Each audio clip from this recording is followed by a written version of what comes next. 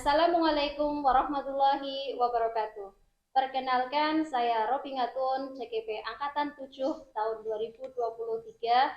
Pada kesempatan kali ini, saya akan menyelesaikan kegiatan aksi nyata modul 2.3 coaching untuk supervisi, di mana dalam modul 2.3 tersebut, coaching untuk supervisi, dalam kegiatan supervisi terdapat 3 alur.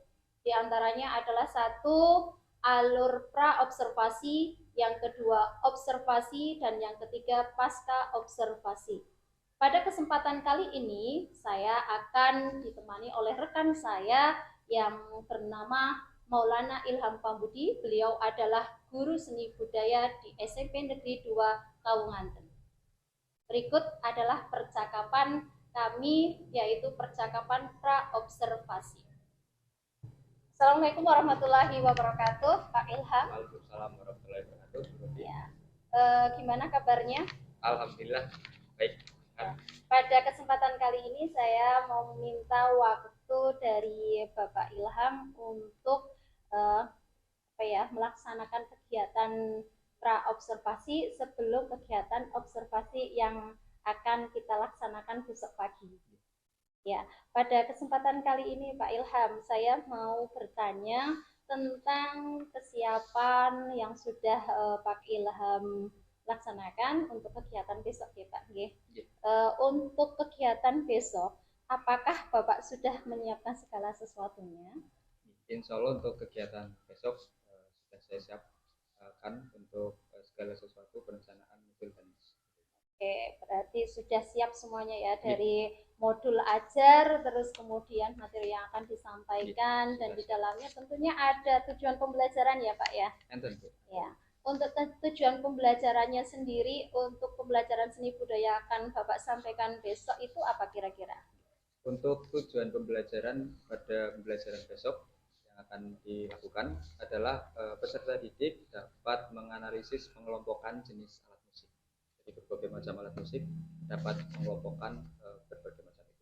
Ya, Pak Ilham tadi kan sudah menyampaikan tentang tujuan pembelajaran, bahwa tujuan pembelajaran untuk kegiatan pembelajaran besok itu menganalisis pengelompokan jenis-jenis alat musik ya. Terus kemudian kira-kira dari tujuan pembelajaran tersebut kan kemudian kita bisa lihat apa area sebenarnya, kompetensi mana yang ingin dicapai oleh Pak Ilham sendiri. Untuk saya pribadi, kompetensi yang saya ingin raih dalam pembelajaran ini adalah untuk meningkatkan kompetensi pedagogis yang saya ingin pelajari lebih lanjut. Jadi dengan pembelajaran ini saya harap bisa mendalami lebih lanjut tentang metode jigsaw, dengan metode penugasan, metode demonstrasi dan yang lain sebagainya. Kemudian juga model-model pembelajaran seperti PPL dan seterusnya, sehingga bagi saya secara pribadi kompetensi yang nantinya saya bisa raih atau saya pelajari adalah kompetensi pedagogis tersebut.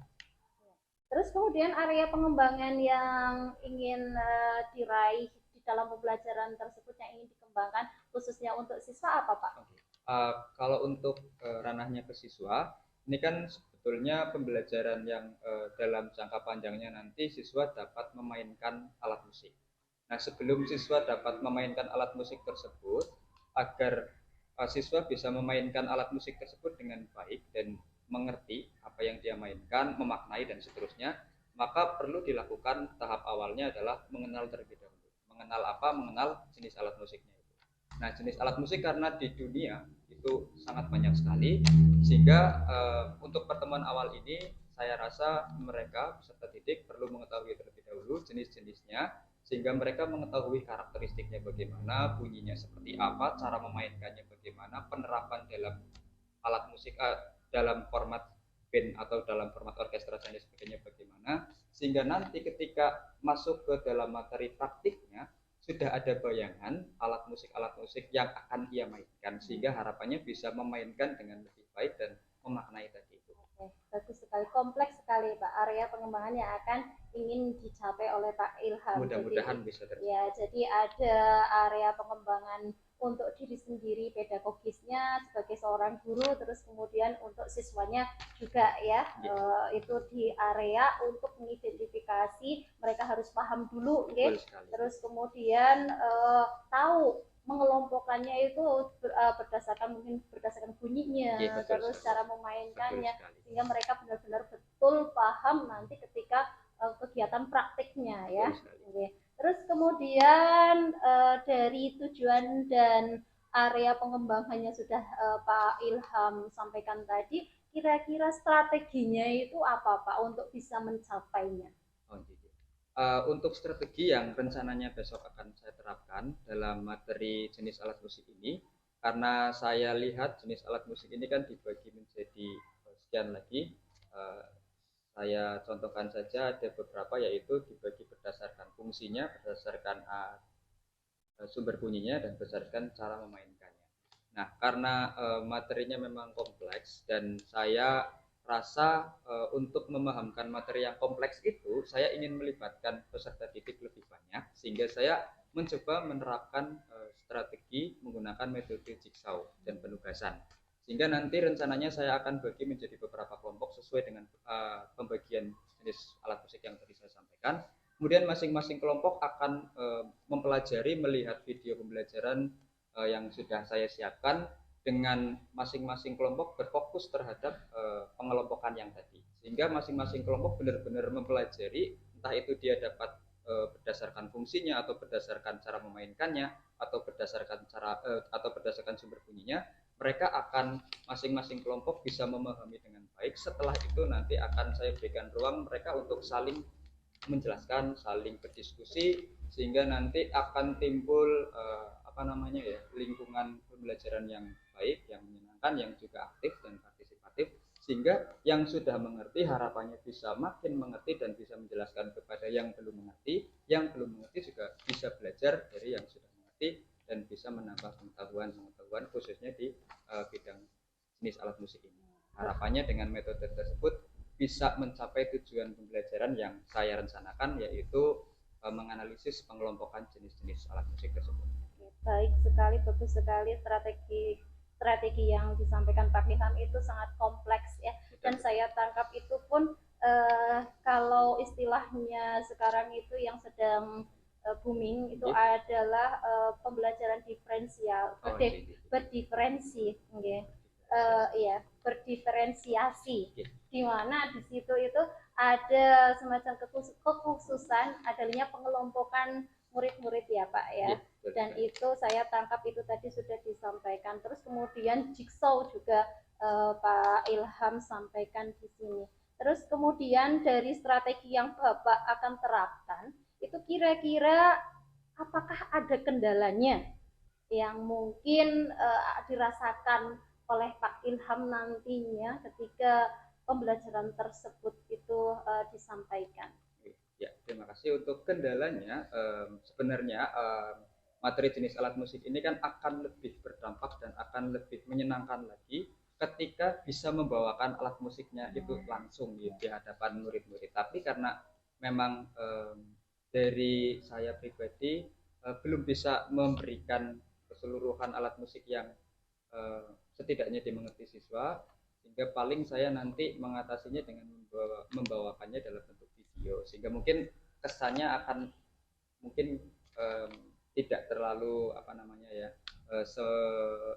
menarik yang ketika dibawakan alat musik secara langsung. Tapi saya berharap mudah-mudahan walaupun hanya dengan video, mereka tetap bisa memiliki ketertarikan, sehingga nanti suatu saat ketika mereka terjun langsung ke dalam bidang musik secara khusus, mereka bisa mencoba sekaligus belajar dengan lebih lanjut lagi. Kemudian untuk saya secara pribadi, kendalanya mungkin ada pada diri saya sendiri yang mungkin masih kesulitan dalam menerapkan metode-metode yang sudah saya jelaskan dengan maksimal, karena mungkin masih ada 1-2 kekurangan yang saya miliki, khususnya kalau misalkan diterapkan di seluruh kelas kan mungkin ada perbedaan itu.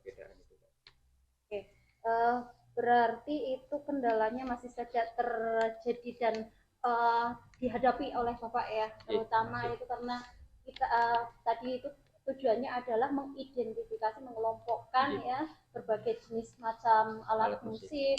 Terus kemudian di sini tantangannya adalah bisa menghadirkan alat musik yang ada di materi tersebut sehingga murid-murid itu bisa benar-benar real nyata melihat melihat atau paling tidak praktek bagaimana cara memainkan tersebut. Tapi kendalanya adalah pada menghadirkannya. Dan tadi juga saya simak dari kendala tersebut, ternyata Pak Ilham juga menyampaikan untuk mengatasi kendala tersebut. Pak Ilham menyampaikan mau menghadirkannya lewat video ya. Betul sekali. Terus kemudian kendala yang kedua adalah tentang penerapan. Saya menerapkan metode-metode mungkin belum semaksimal yang Bapak Ibu guru lain profesional.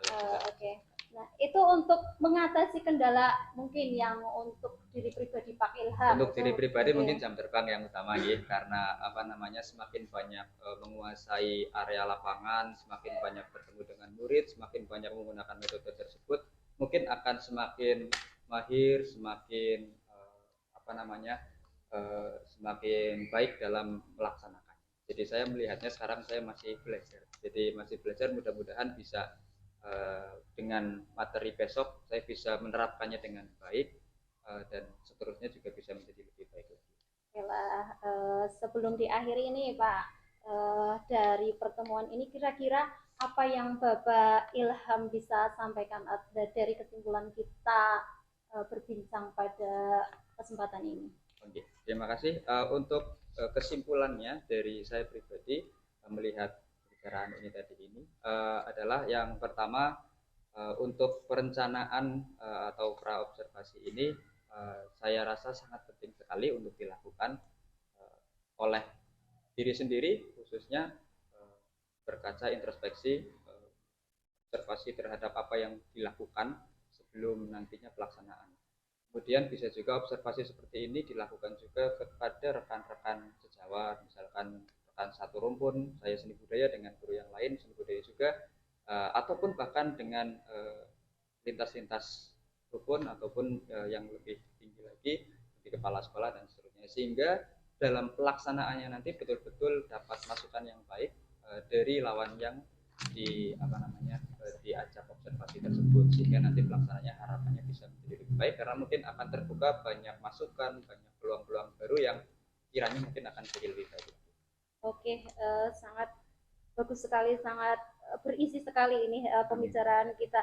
Pak Ilham menyampaikan bahwa betapa pentingnya ternyata dalam kegiatan observasi supervisi kegiatan supervisi yang sering kita lakukan, ternyata alur pra observasi itu memang penting ya, yang mana dari pra observasi kita bisa belajar bagaimana menyiapkan segala sesuatunya agar keesokan harinya ketika kita disupervisi itu memang benar-benar sudah siap ya Pak ya. Ya, oke, terima kasih atas waktunya, atas kesediaannya, atas berbagi pengalaman dan pengetahuannya. Semoga besok ketika kita observasi bersama dapat berjalan dengan lancar. Amin. Terima kasih kembali Bu Rofi atas kesempatannya. Demikianlah kegiatan pra-observasi bersama rekan saya Bapak Maulana Ilham Pambudi. Cukup sekian, terima kasih. Wassalamualaikum warahmatullahi wabarakatuh.